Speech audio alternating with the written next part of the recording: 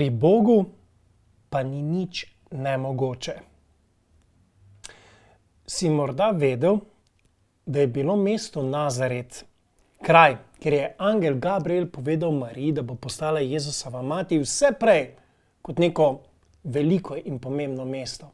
Še več, bilo je zelo preprosto, majhno, v takratnem času zelo nepomembno mesto. Ampak prav tam je Bog uresničil veliko stvar in danes je to mesto velik cvet. Veliko mesto, kamor vsako leto poroma tisoče, milijone romarjev po vsem svetu, da bi videli kraj, kjer se je zgodila skrivnost, ki jo opisuje današnji evangelij. In kaj se je vmes zgodilo? Božji poseg.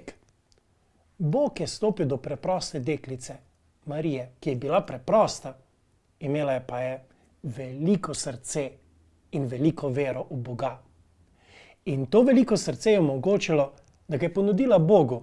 In Bog je lahko zato iz njenega življenja in v njenem življenju naredil res velike stvari, ker mu je zaupala.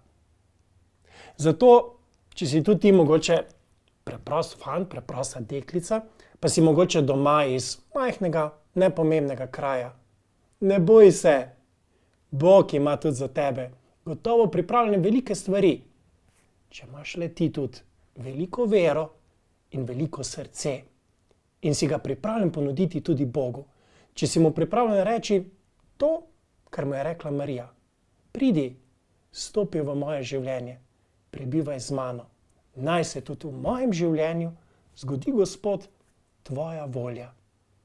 Pa sem prepričan, da bo tudi iz tvojega življenja Bog naredil nekaj zelo velikega in zelo pomembnega. Samo prepusti se mu in mu zaupaj.